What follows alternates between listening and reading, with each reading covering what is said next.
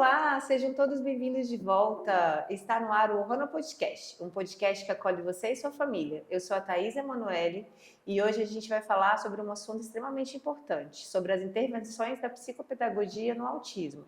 E para isso, como nossa convidada especial, eu estou aqui com a Ana Júlia, que é psicopedagoga, pedagoga, tem pós-graduação em ABA e TEA e é mestranda em análise do comportamento e é diretora clínica aqui da Única Kids. Seja muito bem-vinda, Ana Júlia. Ah, É um obrigada. prazer estar aqui com você.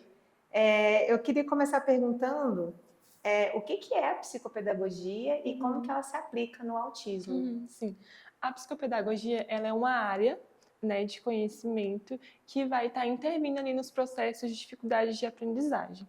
Então, a gente vai estudar, né, um caso individual daquela criança, sempre vai ser voltado realmente a cada demanda específica daquela criança, voltada também para a área cognitiva e sensorial. Então, ela também vai interligar a educação e a psicologia. Então, juntas, a gente forma aí a psicopedagogia e a gente vem para estimular esses processos de aprendizagem e ajudar os nossos pacientes, as nossas crianças nessas dificuldades. Em relação ao autismo, a gente vai fazer esse processo de estimulação também, só que a gente também utiliza outros métodos, outras abordagens para estar fazendo essa estimulação também. Atualmente também, né, como você falou, também trabalho com análise de comportamento aplicada. Então, dentro da psicopedagogia, eu também interligo a análise de comportamento aplicada, porque a gente tem, né, estudos já científicos que comprovam que a análise de comportamento aplicada realmente apresenta resultados de desenvolvimento maiores para os nossos pacientes, né? Resultados científicos mesmo. A gente tem também edições de 200 casos que comprovam, né, esse estudo. Então, é muito legal. A gente tem aí uma base muito forte. Então, a gente faz essa ligação entre a psicopedagogia e a análise de comportamento aplicada para a gente conseguir estimular os nossos pacientes que estão dentro do espectro autista. Além disso, a gente também consegue fazer intervenções específicas. Então, muitas vezes me perguntam: mas a psicopedagogia é um reforço escolar? É para meu filho fazer o dever de casa? Então, alguns pacientes chegam: Tiana, tem como eu trazer o dever de casa do meu filho para você estar podendo fazer aqui com ele, para a gente estimular e tudo mais, ajudar ele a ter um pouco de dificuldade? E assim, não tem problema? Não tem problema. Mas o processo que a gente faz na psicopedagogia não é voltado somente para a área de reforço escolar da criança. Pedagógica, né? Isso, exatamente. Então, não é a área pedagógica. A gente, sim, ajuda as habilidades acadêmicas dessa criança, mas é um processo que ele vai realmente ser individual. É um processo cognitivo que a gente está fazendo ali com aquela criança. É um processo específico, porque não é só aquela parte que a gente vai estimular as dificuldades daquela criança, mas é por trás também ali das dificuldades que a gente tem no autismo, que aquela criança necessita de estimulação. Então, a gente vai pegar todo esse contexto para poder estar estimulando essa criança. Então, a gente precisa fazer intervenções específicas, a gente precisa ter estratégias contínuas, a gente precisa ter estudo contínuo. Então, não é só chegar e fazer um reforço, eu preciso estudar esse caso, preciso ver estudos, eu preciso ver o laudo médico dessa criança para poder estar estimulando ela. Então, a psicopedagogia ela vai fazer toda essa ligação de educação, de psicologia, dentro do autismo com o diagnóstico que a gente vai ter do médico ali para estar estimulando. Então, ela engloba realmente tudo. Não é só uma pequena parte, então eu preciso também de todos esses contextos para poder estar estimulando. A psicopedagogia ela é uma área de conhecimento muito grande. Então, a gente consegue estar realmente dando esse suporte, ajudando a fazer essa estimulação em todas as áreas. E isso vai depender muito realmente também do nosso paciente, da nossa criança, porque ele realmente é um processo mais individualizado. No caso da psicopedagogia no autismo, né? Seria um pouquinho assim essa parte mesmo da gente estar fazendo esse processo da psicopedagogia no autismo. Muito legal. Eu queria perguntar para você, nem a primeira pergunta sempre é essa, mas vamos lá. Como que você caiu nesse universo do autismo?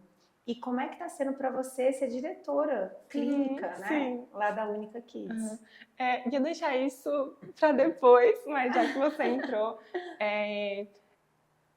Eu fico um pouco emocionada, porque é algo que aconteceu quando eu era criança. Uhum. Talvez ela assista, quem sabe eu possa reencontrar ela, porque eu não reencontrei. Por quê? O que acontece? Quando eu estava no 2º ano do fundamental, tinha 6, 7 anos, no meio do ano entrou uma criança na minha sala, uma menina, e eu não consigo lembrar o nome dela, eu já perguntei para minha mãe, para todo mundo da família, para ver se a gente consegue lembrar. Mas ela entrou na minha sala. E a gente era criança, isso foi há muito tempo atrás, Sim. né? E aí a gente viu que ela era diferente. Naquela época a gente não sabia o que era o autismo. Então ela entrou na minha sala e a gente percebeu que ela estava acompanhada por outra pessoa. Por que ela estava acompanhada por outra pessoa? Quando a gente ia conversar com ela, ela também era surda, então ela utilizava Libras naquela época. Nossa. Eu nunca tinha ouvido falar de Libras, eu aprendi Libras por causa dela. Então ela foi o meu maior reforço ali para eu querer aprender Libras, porque eu queria ter muito contato com ela. E de primeira a professora já me colocou para sentar do lado dela.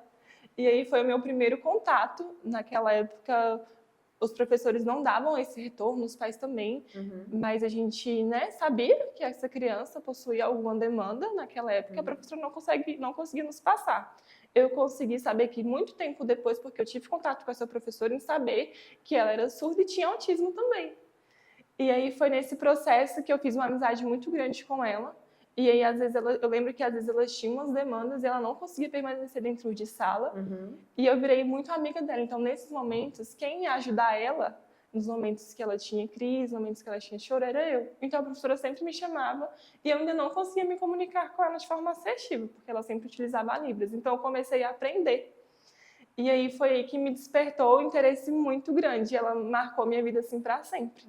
Infelizmente, no final do ano, ela precisou sair da escola. Então, a gente ficou só durante um semestre juntas, né? Durante uns 6, 5 meses. Isso me marcou muito. Saber por que ela tinha demandas específicas, por que as pessoas tinham um olhar de pessoal, vamos lá, vamos acolher ela, vamos ajudar, o que vocês podem fazer? Dela tentar ali se mover com as crianças, né, na hora do intervalo, e ela não conseguir. E a gente ir lá, chamar ela, ir lá, pedir para ela ficar. Às vezes ela não queria realmente, eu tinha que ficar lá no cantinho com ela, porque eu sabia que no momento ela não queria estar lá, não estava legal para ficar parte ali daquele recreio na época. Então, foi o meu primeiro contato assim que eu tive e me marcou muito. E isso ficou na minha cabeça. Ficou na minha cabeça e, né, terminei ensino fundamental, terminei ensino médio e eu falei, e agora? Aquela pergunta, e agora? O que eu vou fazer? O que eu vou ser? O que eu vou ser quando eu crescer, né? Para onde eu vou? E aí sempre vem, né, uns conselhos, professores, tudo mais indicando. E aí eu fiz gestão hospitalar. Gostei muito da área clínica, mas eu falei, é área clínica muito legal, mas não é a gestão que eu quero agora. Eu quero estar por lá, pelo outro lado da parte clínica. E aí eu conheci a pedagogia e fui fazer pedagogia. Durante o processo de pedagogia, a gente fez os estágios e eu fui diretamente para a classe especial nos meus estágios. E aí, pronto. Falei, apaixonei. Falei, é isso que eu quero, é isso que eu vou fazer. Então, comecei a buscar, né, o conhecimento, comecei a buscar realmente áreas que envolvessem esse projeto também. Tentei buscar também, ao mesmo tempo, como posso dizer, está auxiliando ali também voluntariamente esses casos que a gente possui de ONGs com as crianças que estão dentro do espectro autista, de crianças surdas, de criança que tem TDAH. Então, eu fui realmente nessa parte de dificuldade de aprendizagem também e essa parte de estimulação mesmo, tanto terapêutica quanto pedagógica. E aí eu conheci a Kids, quando eu estava prestes a me formar, conheci a Kids através de colegas que já estavam na área. E aí eu conheci a Kids, fui pra lá, me apaixonei e falei, nossa, isso tem em Brasília? Sério, que o meu sonho tem aqui, isso tudo, e não só uma parte, mas ele todo. Então foi daí que eu comecei, e depois disso não saí mais, não quero sair, e eu amo realmente de verdade o que eu faço. E é uma coisa que eu falo para todo mundo, é muito bom quando a gente trabalha em um lugar que a gente ama, que a gente faz o que a gente ama, e poder ver também as famílias confiar na gente, no nosso trabalho, a gente conseguir dar esse retorno para eles e a gente conseguir ver esses avanços dos nossos pacientes é realmente muito gratificante. Em muitos casos comovem muito com a gente, né? De ver, por exemplo, nossa, Tiana, você fez isso, vi muita diferença. Tiana, você conseguiu. Eu falei, não foi só eu, foi você, a escola, a família, todo mundo conseguiu. Sim. Então, poxa, que legal, é muito gratificante, como eu posso dizer, recompensador também ao mesmo tempo saber que o esforço, tudo que a gente faz, vale a pena ali. A gente está cuidando do amor da vida de alguém, eu sempre falo isso. Então, eles estão confiando na gente, a gente também está confiando no processo, a gente está fazendo tudo o que a gente pode, a gente está buscando estudo, a gente está estimulando aquela criança e ela consegue se desenvolver.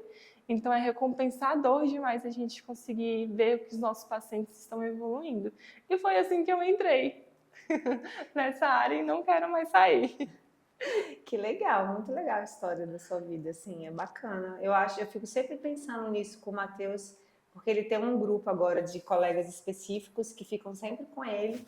E na última reunião de pais que eu tive, eu sou professora na escola onde ele estuda, e aí os pais desses amiguinhos dele foram até a minha sala para falar comigo, para agradecer pelo Matheus estar na vida dessas crianças, dos filhos dele, né, desses adolescentes, que está fazendo muito bem para eles, que eles estão conseguindo olhar agora com outros olhos essa questão da diversidade e vão crescer adultos diferentes. E que bom, né, que a gente pode ter isso com pessoas que têm um olhar diferente, não vão ter preconceito, né, não vão ter capacitismo. E aí eu fico muito feliz. E essa história é muito legal, assim, eu acho que marca mesmo. Eu já tive vários relatos de famílias do Matheus, de pessoas que estudaram com o Matheus, que falam que marcaram a vida mesmo e que, enfim, vai pra frente. E a Kids, gente, eu nem vou dizer que eu sou suspeita pra falar. O meu filho tá aqui desde 2020 na Kids e ele tem desenvolvido bastante, assim, eu vejo mesmo o desenvolvimento dele, assim, todo ano que passa ele desenvolve mais um pouco e é muito gratificante mesmo. Para os pais é gratificante, né? E para vocês, profissionais que tratam ele, né? Imagino que seja muito gratificante também. Sim. Que legal.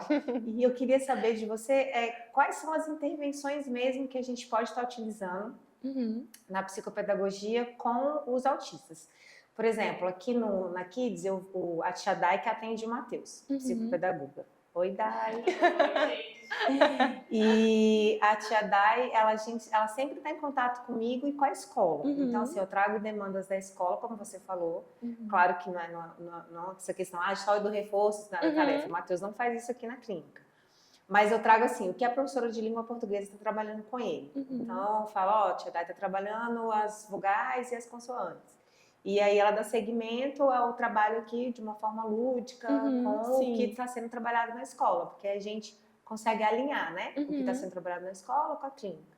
E aí eu queria saber se é assim mesmo que funciona, se é assim que são as intervenções da psicopedagogia para essas crianças que têm o autismo. Sim, realmente é muito necessário. Infelizmente tem um lado ainda em algumas escolas que a gente não consegue esse retorno, né? E é necessário esse retorno. A psicopedagogia, dentro do espectro autista, ela precisa ter ali algumas bases, que é o processo terapêutico, que a gente está fazendo com aquela criança naquela área, que ela precisa realmente de estimulação, a família e a escola. Infelizmente, a gente fica bambo, porque a escola não dá esse retorno muitas vezes para a gente. E para a gente fazer um processo de intervenção realmente, assim, como eu posso dizer, intensificado, completo, eu preciso dessa estrutura. Eu preciso desses 3 pilares.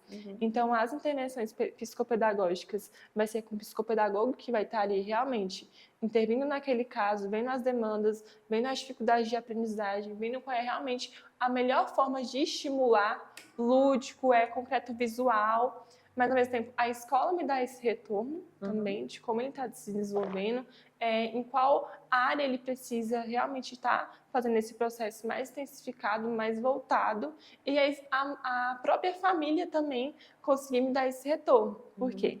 A gente também, como a gente envolve muito dentro do espectro autista análise de comportamento aplicada, as crianças podem apresentar mudanças de comportamento. E isso acontece várias vezes. Então, comigo, ele pode fazer toda uma atividade, toda uma estrutura. Claro que dentro do consultório tem redução de estímulo, é mais especificado, é eu e o paciente, então a gente consegue ter uma troca ali mais voltada, só que às vezes comigo ele pode realizar toda aquela demanda e eu vejo que ele está evoluindo muito. Mas aí chega um retorno para mim da escola que ele não faz essas atividades, que ele está com muita dificuldade ainda dentro desse processo de aprendizagem. E aí a gente tem que identificar o que está acontecendo ali, porque a família também está vendo que ele está evoluindo, mas a escola não está vendo evolução. Ou dentro da escola ele está conseguindo realizar essas demandas e dentro das terapias ele não está conseguindo. Então a gente precisa realmente analisar o que está acontecendo, quais foram esses antecedentes aí para essa criança não estar conseguindo fazer esse processo de estimulação, não está conseguindo generalizar essas habilidades já adquiridas. Então, hoje a gente tem a psicopedagogia, eu trabalho com análise de comportamento aplicada para a gente saber o porquê desses comportamentos não generalizar, porquê dessas dificuldades, porque vem cognitivo e sensorial também, eles também influenciam nessa aquisição de habilidades também, nesse processo de aprendizagem. E aí a gente vai ter esses pilares. Então, preciso da psicopedagogia ali, para a gente estimular essa criança, preciso de um retorno da escola, preciso da família também. E, ao mesmo tempo, a gente também, pelo menos aqui, a gente trabalha com um projeto de Kids na escola, que é o terapeuta ir lá na escola dessa criança, passar uma manhã, uma tarde lá e avaliar essa criança. Como ela nesse ambiente, como ela responde ao professor, se ela realmente apresenta as mesmas dificuldades que está apresentando para a gente, se a professora tem alguma dúvida, se a gente pode fazer alguma capacitação, alguma palestra para esse professor, algum manejo que a gente pode dar, alguma adaptação de atividade, porque muitas vezes é necessário uma adaptação de atividade. Então, às vezes, é algo que para a gente pode ser muito simples, mas que para eles fazem muita diferença, para os nossos pacientes fazem muita diferença. Uma adaptação, por exemplo, é uma folha que é frente e verso. Às vezes faz muita diferença para o paciente ser só frente. Então, é realmente, às vezes, pequenos detalhes ali podem modificar. Por exemplo, a gente tem um caso que o paciente, ele gosta só de cores. Então, a gente começou a fazer as atividades todas em cores. Então, é para fazer a atividade escrita, a gente faz a perguntinha, a frase, a continha ali colorida. E na escola é preta, né? Geralmente é as atividades em preto. E ele não estava fazendo na escola. E a gente foi, por que ele não estava fazendo na escola? Vamos lá, a gente foi lá, verificou, não estava fazendo realmente. Aí na hora que a gente chegou pertinho assim, foi olhar, já entendi o que está acontecendo. Não está colorido. Não está colorido, porque é uma demanda dele, é uma preferência ali que ele apresenta, ele entendeu ali que, quando está colorido, eu vou fazer, eu gostei, eu acho legal, me reforça, então eu consigo fazer essa estimulação com ele e ele apresenta mais interesse em fazer essa atividade. Então a gente vai fazer adaptação conforme essa criança necessitar, conforme realmente a gente conseguir desenvolver ele. Então a gente realmente tem essa base, mas a gente também tem outras abordagens que a gente utiliza também. A gente tem o teacher também, que ele ajuda esse processo de estimulação também, mas ele é mais centrado na parte do concreto. Por exemplo, muitos pacientes eles necessitam de rotinas visuais. O teacher seria uma avaliação, é isso? Ele é um método que a gente tem, ele não é brasileiro, mas ele é como se fosse um curso que profissionais de educação podem fazer, profissionais da saúde podem estar fazendo e aplicar. Hoje a gente tem bastante profissionais que realizam esse método dentro das escolas, porque ele dá uma orientação, um norte muito grande para a gente, que são pequenas coisinhas também que ajudam. Então, ele vai falar sobre a previsibilidade, vai falar sobre a importância da rotina, vai falar da importância da adaptação, dos horários, porque é muito importante também, de ser atividades visuais, porque às vezes só falando a criança não consegue ele compreender como é que é para fazer essa atividade, como é para ser realizada. Então, ele também ajuda visualmente essa criança.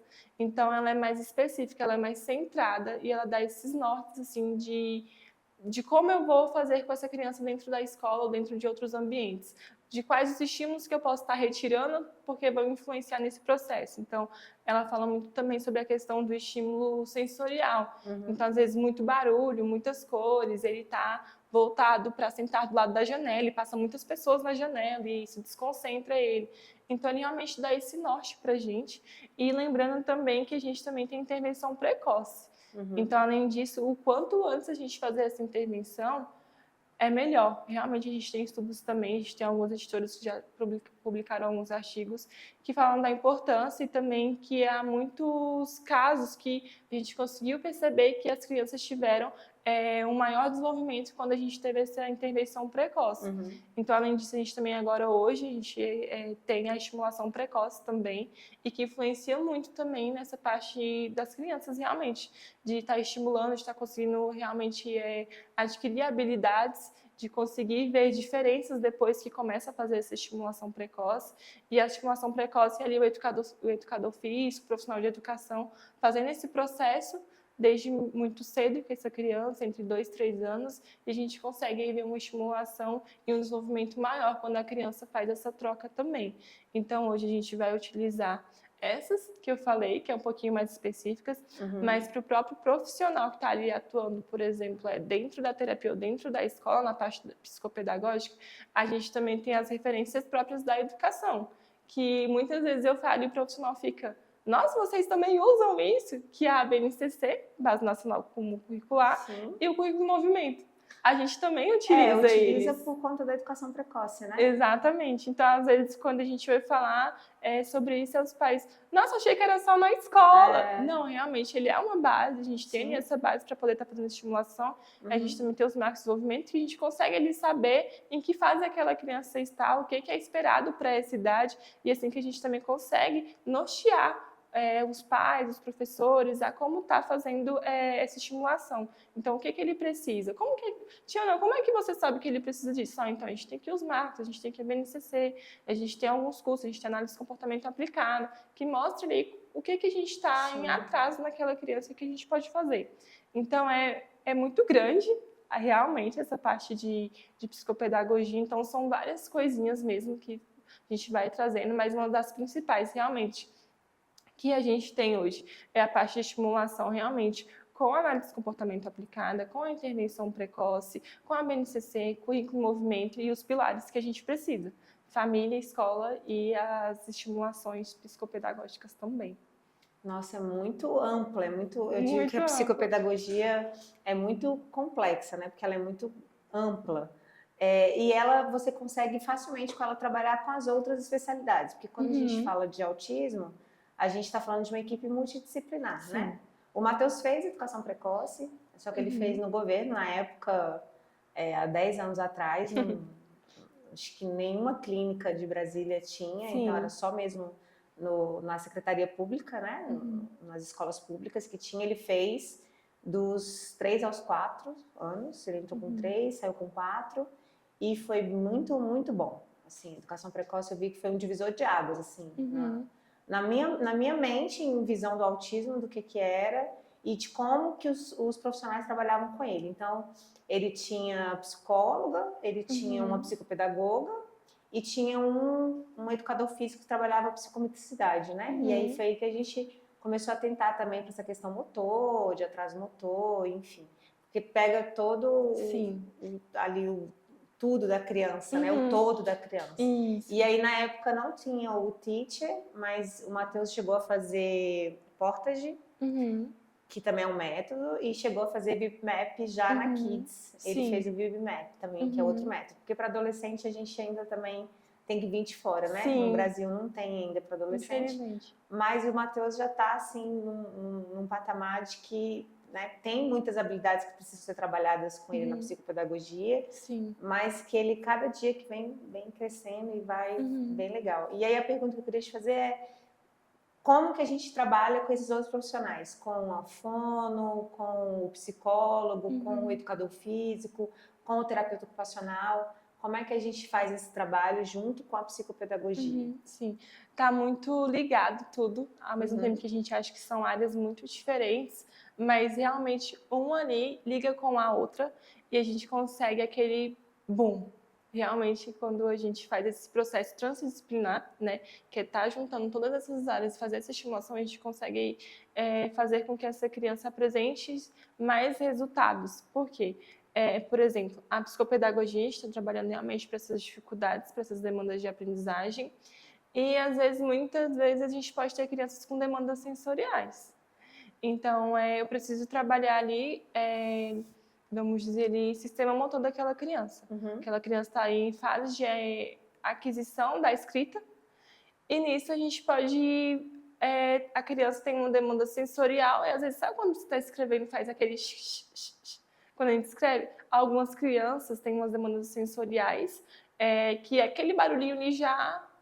Incomoda e Sim, não consegue. já é o início ali de uma possível crise, porque é algo que realmente é muito sensível ali para ele naquele momento, é uma demanda sensorial muito grande já para ele, que pode ser ali também um gatilho para uma possível crise. Então, esse processo da terapia ocupacional, a gente pode ajudar a fazer essa estimulação. Muitas vezes, as crianças que têm muitas demandas sensoriais e, ao mesmo tempo, têm essas demandas de aprendizagem, o que a gente indica? Fazer a terapia ocupacional, para essa criança se regular ali naquele momento, para ela conseguir depois fazer a psicopedagogia. Porque ela vai estar ali estruturando e vai conseguir, ao mesmo tempo, estimular o sistema motor dela, porque eles fazem toda essa parte de estimulação também, e ao mesmo tempo eu vou conseguir fazer com que eu interligue essas demandas sensoriais dessa criança, eles vão estar me norteando como eu vou estar fazendo esse processo sensorial dessa criança, como eu posso adaptar esse material para essa criança, para ela conseguir fazer essa habilidade de escrita, e fazer dentro da psicopedagogia. Então a gente vai ligar. A terapia ocupacional e a psicopedagogia estão muito ligadas. Eu tenho muita troca com as terapeutas ocupacionais. O que a gente pode fazer hoje com essa criança? Demanda sensorial. O que a gente pode fazer hoje com o sistema motor dessa criança? O que a gente pode fazer? Ela não tem autonomia. O que a gente pode fazer de AVD? Então a gente tem muito essa troca. Na parte da fonoaudiologia também, a questão da comunicação, né, dessa criança, que a gente vai estar interligando também. Hoje a gente tem muitos casos de pacientes que utilizam a comunicação alternativa. Então, a comunicação alternativa pode ser ECA. Então, a gente vai estar fazendo esse processo de estimulação juntos, porque o profissional de educação também precisa, dentro da escola, ter esse norte, e quem vai estar fazendo essa mediação somos nós. Então, a gente vai ter esse auxílio aí, tanto também quanto a parte da criança de fonemas, de leitura também, ela vai estar fazendo esse reforço comigo, eu vou estar ali demonstrando para a criança sílabas, como a gente pode fazer, como que a gente vai pronunciar, ela vai estar ajudando na parte de execução, ali talvez do MO dessa criança, por exemplo, preciso que essa criança faça o processo de leitura, mas às vezes o MO ali, motricidade orofacial dela, não está preparado para fazer essa leitura. Então a fono precisa me ajudar ali a estimular esse processo, a fortalecer para eu conseguir fazer com que essa criança execute alguns sons também. Assim por diante, psicologia, demandas comportamentais. Tem demandas comportamentais que interferem no processo de aprendizagem. Então a gente precisa ali da psicóloga também. Hoje, o que a gente pode fazer? Esse comportamento é assim, de que toda vez que eu passo uma atividade, ele apresenta esse comportamento. O que a gente pode fazer para ajudar? Tem alguma coisa relacionada aqui a essa atividade? A gente pode trocar? A gente pode adaptar? Tem algum antecedente que você já observou que acontece a mesma coisa? É por isso que ele apresenta essa possível desorganização, essa possível crise? Então, é tudo muito ligado. Psicomotricidade, sistema motor. Não tem como a gente fazer um processo de estimulação da criança que ela não possui sistema motor. Às vezes ele não foi estimulada a questão do sistema motor com ela, ou na psicomotricidade, ou na terapia ocupacional, ou na ecoterapia. E às vezes ela não consegue escrever ou fazer comunicação, ou se vocalizar de um modo assertivo, porque ali o tônus dela não foi estimulado. Então, ela não consegue, às vezes, fazer a comunicação porque o tônus dela não foi estimulado. E, às vezes, quem percebeu isso foi o professor, que falou para o terapeuta, ou foi o terapeuta que falou para os pais buscar. Então, às vezes, uma área ali que está com déficit faz toda a diferença. Porque quem vai estar avaliando e passando para a gente vai ser cada área. Mas, quando elas se ligam, todas elas conversam juntas, a gente consegue perceber. Nossa, isso está influenciando isso, que está influenciando aquilo, que ele consegue adquirir dessa forma, porque todo mundo conversou. E a gente também tem o famoso PEI, né? Que é o plano terapêutico individual da criança também, ou plano de ensino individualizado. E dentro dessa área terapêutica, a gente liga eles juntos. Então, às vezes, a criança tem uma demanda emergente. Dentro da ABRA, a gente trabalha com a demanda emergente. Se a demanda emergente agora for uma dificuldade de aprendizagem, todas as terapias, todos os profissionais que a gente tem hoje vai parar e estimular de alguma forma aquela habilidade emergente de hoje. Então, a dificuldade emergente dessa criança hoje é ela fazer o processo de sistema motor fino. E aí a TEO vai trabalhar ali as questões de alinhavo, a fono vai trabalhar ali também as questões de pareamento, de execuções, a psicologia vai trabalhar as questões comportamentais que interferem nesse processo dele. Então é muito legal, assim também como acontece nas outras áreas. Às vezes a fono precisa que ele faça uma estimulação e aí da motricidade, como eu falei, e ela vai pedir para psicopedagogia. Pede para ele assoprar um canudo na sua sessão, até, vamos fazer uma atividade que estimule, vamos fazer bolha, vamos pegar espuma.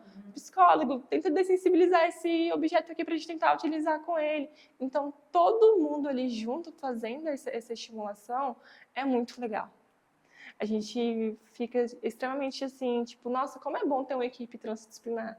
Ajuda muito só a psicopedagogia, ajuda muito só a psicologia, ajuda, mas todo mundo ali junto realmente é incrível. Então, eu vi a diferença do Matheus nessa questão de comportamento, porque ele não conseguia aprender quando ele era menorzinho, porque duas coisas, ele não atendia comando simples nenhum, porque ele não conseguia ficar sentado, ele não conseguia ficar parado.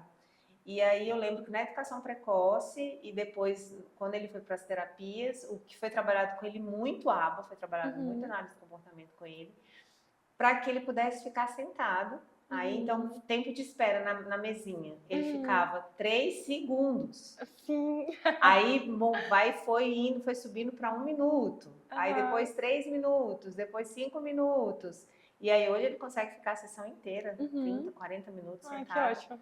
Mas, assim, para ele conseguir ter o ensino, a aprendizagem dele, o desenvolvimento, teve primeiro que trabalhar o comportamento. Então, igual você falou, se tem uma área que demanda a emergência ali para trabalhar, então todos os profissionais voltaram para trabalhar a questão de comportamento dele, para depois ir avançando nas outras etapas. E aí é isso que a equipe faz, né? Então, vê a demanda que necessita, trabalha junto, e aí em casa a gente foi trabalhando também essa questão de comportamento, essa questão dele ficar sentado na mesa, de tempo de espera, né? De frustração, porque eles não gostam de esperar, eles não gostam do não. O não é o bicho-papão. Sim. E aí, com o tempo, ele foi melhorando. E agora é a hora do nosso café. Gente, ó, coisa pra vocês que eu nunca vi na minha vida. Vocês também acham que não. A nossa convidada de hoje é alérgica a café. Sim. Aí ela não vai tomar café, então ela vai me dar comigo com água, o meu cafezinho, porque eu não vivo sem café. Olha. Aqui é a água, na base da água. Não sei como é que a pessoa vive sem café, gente. Como assim, Dai? Não, isso é extremamente. Pegou aqui na minha pele, empola já, vira aquela coisa, gente correr pra limpar. E eu também não tinha. Eu comecei a surgir essa alergia mais ou menos ali na fase dos 16, 17 anos. E minha avó me conta que quando eu era neném, eu já tomava café. Eu falei, acho que a senhora me deu muito café quando eu era criança. Muito café. E é porque errada e desenvolvi agora. É, porque tem adultos que desenvolvem alergias depois mesmo, que nem do leite, ou do tipo, né? Mas do café, nunca tinha visto. E quando eu vou, todo mundo me oferece. Sempre tem café, né? É muito típico assim, de ter café. Não, então, sempre todo quando mundo você vai em oferece. qualquer lugar, você tem café, né? Numa clínica, na escola principalmente. Gente, professor não vive sem café. Né? Se fosse de sala de aula raiz ali, você ia sofrer, porque todo mundo bebe café o tempo todo. Eu tenho que achar outros métodos para poder ficar ali mais ligada. Ana, eu queria te perguntar, quais recursos você recomenda para as famílias trabalharem em casa com essa criança? Né? Um recurso psicopedagógico para que as famílias possam ajudar nesse processo. Nem a gente falou que tem que estar tudo interligado, né? Todo mundo falando a mesma língua, todo mundo alinhado. O que essas famílias poderiam estar fazendo de forma lúdica com essas crianças em casa? Sim, é um pouco específico a gente dar uma sugestão, a gente está fazendo estimulação, porque cada caso é um caso e a gente precisa realmente analisar esse caso para a gente conseguir dar uma sugestão. Mas a gente consegue dar sugestões aqui, eu vou falando, vocês vão ouvindo e falando, isso aqui se encaixa com o meu. Porque também vai depender da idade dessa criança, da demanda dessa criança também, como ela aceita esses recursos. Então, geralmente, para uma criança ali mais nova, de 3 aninhos, o que eu recomendo? Atividades mais sensoriais ali, da parte pedagógica, psicopedagógica também. Que é ele tá ali vendo questões de texturas, cores, formas, identificar ali, pegar ali um triângulo, movimentar, ver onde ele se encaixa ali, porque é visual. Por mais que a gente pense que a criança, ela está encaixando ali um triângulo.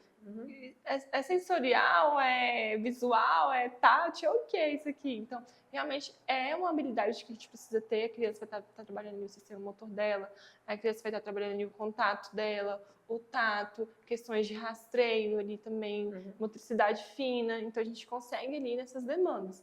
Então, geralmente, as nossas crianças pequenas, ali entre 3 anos, que a gente considera crianças bem pequenas, a gente vai fazer todo esse processo de pareamentos, rastreios visuais, questões sensoriais ali. É muito importante a gente estar envolvido as crianças nesse, né, como eu posso dizer, aquela bagunça que os pais não gostam muito, porque depois fica em casa e quer mexer com tinta, mexer com areia, mexer com pedras.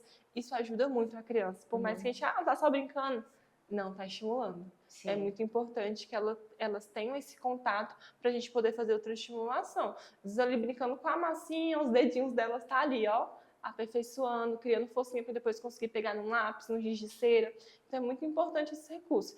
Geralmente na cidade o que a gente mais vê utilizando é a massinha. E realmente a massinha ela não é só um brinquedo, ela é um recurso que estimula os nossos pacientes de todas as formas. Então ele está estimulando esse processo, é muito legal. Crianças maiores, está começando a educação infantil, 4 ou 5 anos, um alinhavo. O que eu falo muito para os pais dessa idade que a gente está precisando é pega um barbante, macarrão ali, pene, pede para a criança colocar macarrão pene ali naquele barbante até encher, tira 1 metro ali e pede para colocar. Pega a camisa do papai que tem botão, pede para ele abotoar a camisa do papai, porque são recursos que a gente tem, mas a gente não observa que é do cotidiano, mas vai estar estimulando de outras formas, de forma lúdica, sem a criança perceber que ela está sendo estimulada. Ah, mas meu filho ele aceita ser estimulado já, ele já aceita fazer atividades pedagógicas. Então a gente vai pegar aí outros materiais. Vamos começar já a fazer algumas habilidades mais intensificadas e mais acessíveis, então. A gente pode pegar uns papéis, pedir para ele começar a recortar. E aí também, tesoura adaptada, lembrando, sem ponta, por favor, para a gente começar a fazer esse recorte com ele. A gente começar a pedir para ele amassar o papel, aquele papel crepom ali, e grudar. A gente começar a colocar atividades do outro lado da casa. Então, por exemplo, cola os 5 de um lado e os 5 de outro lado da casa. Filho, pega os 5 para mim! E cola no outro. Ele vem lá, corre, pega os 5, volta e coloca do outro lado. Mas isso ajuda? Ajuda. A criança está trabalhando percepção, tempo de espera, concentração, está trabalhando reconhecimento, essa associação. Então, essas atividades também elas vão realmente fazer com que essa criança seja estimulada. As crianças aí começando o processo de alfabetização, o que a gente pode fazer? Vai ser mais assertivo agora. A gente vai começar a trabalhar reconhecimento de letras, cores, formas, sons. Então, as atividades que a gente pode fazer. A criança já tem aquele rastreio do A, saber o sonzinho do A e saber qual animal representa ali que tem a mesma inicial. Então, esse pareamento também, letra A com letra A, ou A de avião, e ela reconhecer que o A é de avião, então a gente faz pareamentos. A gente tem alguns instrumentos também, até dentro da internet, que a gente vai conseguir essas atividades. Se imprime ali e faz com aquela criança. Então, pareamentos, associação, a gente começar a trabalhar também com os objetos também, a contar esses objetos. Então, por exemplo, Legos. Eu acho muito legal trabalhar com Lego, é um recurso que eu amo, então eu recomendo muito. Então a gente consegue trabalhar ali quantidade, cores, formas, pareamento de quantidade de cores, pareamento de quantidade de formas. Então a gente consegue fazer muitas coisas ali, desenvolver também a imaginação da criança, porque é muito importante uma criança ter esse processo de imaginação também.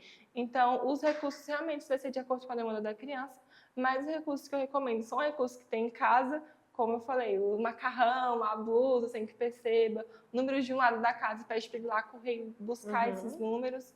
E a gente também precisa de outras demandas também, além disso, que é os pais estarem realmente buscando esse conhecimento também de como pode estimular o filho.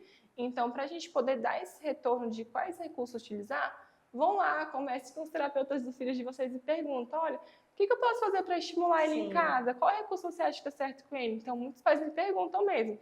Tiana, tá, você me apontou essa demanda? O que eu posso fazer em casa para ajudar? Aí é lá que a gente vai dar essa instrução. Então, por favor, conversem com os especialistas, os profissionais que estão ali com os seus filhos, que é bem importante, porque eles vão conseguir te orientar de modo assertivo. Por mais que eu fale um material aqui ou outro, realmente é muito individual o recurso que a gente pode estar utilizando. Então, realmente, buscar essa informação com as pessoas que trabalham diretamente com seu filho é muito importante. Mas, quanto mais lúdico também, eu acho mais interessante dentro de casa. Porque a criança já tem um repertório terapêutico, já tem um repertório escolar, já fica um pouco ali maçante. Se você ainda fazer a mesma atividade dentro de casa, um papel impresso que ele tem que escrever, que ele tem Ele que não vai associar, gostar. pode ficar até aversivo, fica uma coisa muito maçante para a criança. Então, a gente pegando coisas do dia a dia, é muito mais interessante, é muito mais reforçador, e a gente está ensinando aquela criança sem que ela perceba.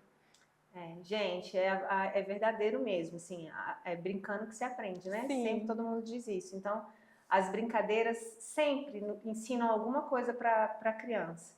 E o Matheus gosta muito dessa questão lúdica, ele sempre gostou bastante. Em casa a gente brinca. Hoje em dia ele está adolescente, então ele está mais assim, meio que morgado, com preguiça, jogado no sofá, só quer o tablet. A gente tenta tirar ele um pouco, né?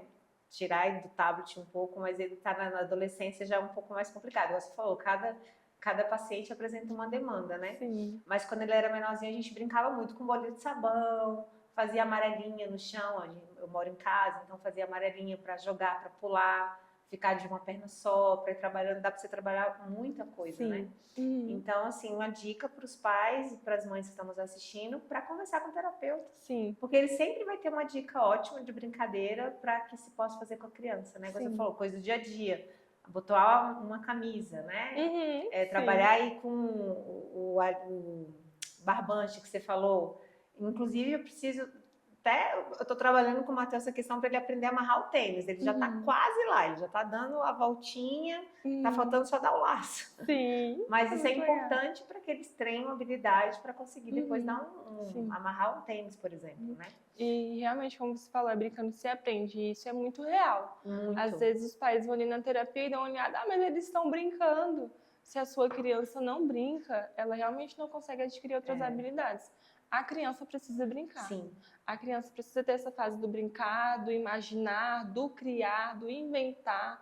Então, se a gente não tem aí essa parte do brincar, a gente precisa estimular o quanto antes. Sim. Então, o primeiro foco ali vai ser a criança brincar. Brincar assistiva, brincar funcional, brincar compartilhado. Então, é muito importante. É uma das primeiras coisas que a gente avalia, se essa criança brinca. Então, brinquem com seus filhos, é muito importante. E a gente está chegando ao final, eu queria que você me dissesse, você está como diretora clínica, né? Eu queria que você me dissesse qual é a sua função, o que a tia Ana faz lá na clínica. Sim. Se fica mais por trás dos atendimentos, de supervisão, qual que é o seu...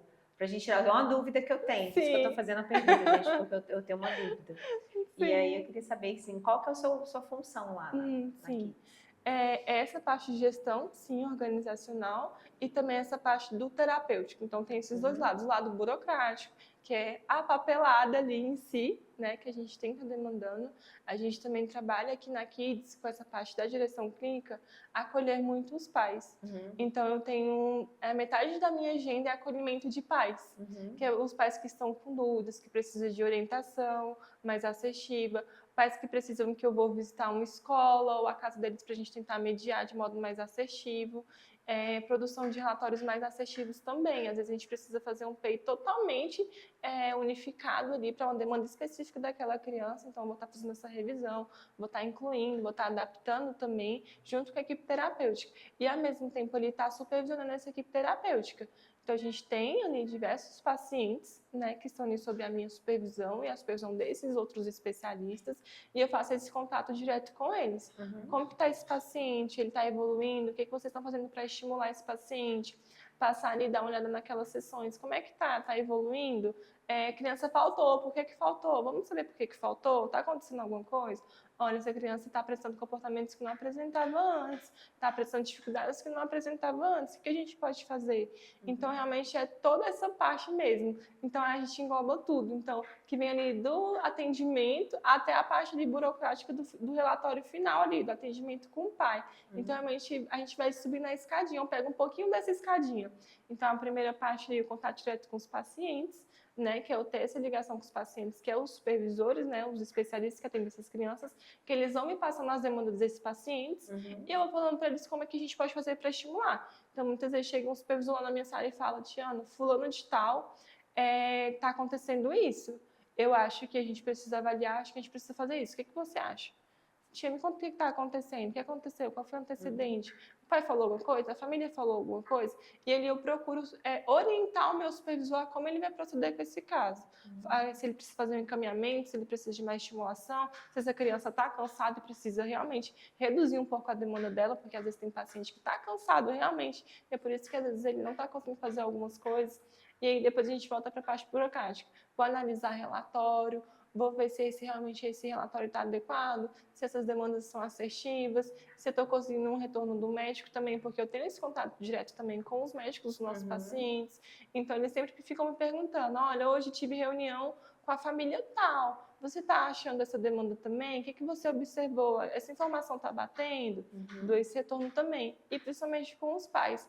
Os pais realmente necessitam desse suporte também. Sim. A equipe dá esse suporte, mas às vezes mesmo assim são algumas demandas que é da família também. Então a gente não acolhe só o paciente, a gente também acolhe a família, e eu também fico esse lado de acolher a família. Então vem realmente do atendimento, parte burocrática e acolhimento aos pais também. Então esse processo de gestão e terapêutico ao mesmo tempo. É muito legal, eu acho extremamente importante essa questão de acolhimento. Queria agradecer a sua presença aqui, dizer que foi ótimo, que eu aprendi muitas coisas que eu não sabia, eu tirei minhas dúvidas. Uma pessoa que tem alergia a café, gente, né? Todo dia que a gente entrevista, por Sim. favor. E eu queria que você deixasse uma mensagem. Sim, então, a mensagem que eu tenho para as famílias é: estimulem seus filhos, né, o máximo possível realmente. Procurem sempre ouvir o que os terapeutas e os professores estão falando, porque se eles estão realmente apontando para vocês é porque realmente é necessário. Então, busquem essa informação, busquem procurar aquilo que foi solicitado, porque assim você vai estar conseguindo realmente estimular seu filho. Saibam que as pessoas que estão atuando dentro do espectro autista em todas essas estimulações sentem um carinho muito grande de vocês, e a gente sabe que a gente está lidando com o amor da vida de vocês, então é muito gratificante também para nós quando essas crianças evoluem também. Então saibam que ao mesmo tempo que vocês estão vibrando ali, a gente também está vibrando. Então, às vezes, dando um exemplo, teve um paciente essa semana que ele não fazia uma habilidade e ele fez. Uma das meninas choraram, uma das meninas vibraram, só que a gente teve que vibrar caladinho, porque ia desconcentrar ele também, ele poderia assustar. Então ele conseguiu, todo mundo ficou tipo... Ele conseguiu, você também viu, você viu? Sim, a gente viu. Então, a gente também tá aqui, a gente também se empenha muito em estar ajudando vocês. E foi uma honra estar aqui, fico muito feliz. Espero que eu tenha tirado algumas dúvidas. Sim. Eu sei que algumas coisas a gente não consegue dar de modo assertivo, mas é porque realmente é muito individual. As crianças, elas têm as suas demandas específicas, então procurem realmente buscar estimulação, ajuda. Me procurem também se precisar, estar à disposição, porque realmente é um trabalho lindo. A gente vê essa parte da psicopedagogia também, dentro do espectro autista também, é muito gratificante a gente também estar dentro dessa área, ser reconhecidos como tal. E eu fico feliz de ter essa oportunidade de poder compartilhar um pouquinho do que eu sei com vocês. Muito obrigada. Muito obrigada a você. Você é muito linda, obrigada. Obrigada, gente. Gente, não esqueça de seguir as nossas redes sociais, o @RonaPodcast, o @UnicaKids. E foi muito lindo, muito obrigada. E a gente se vê até breve. Beijos, tchau!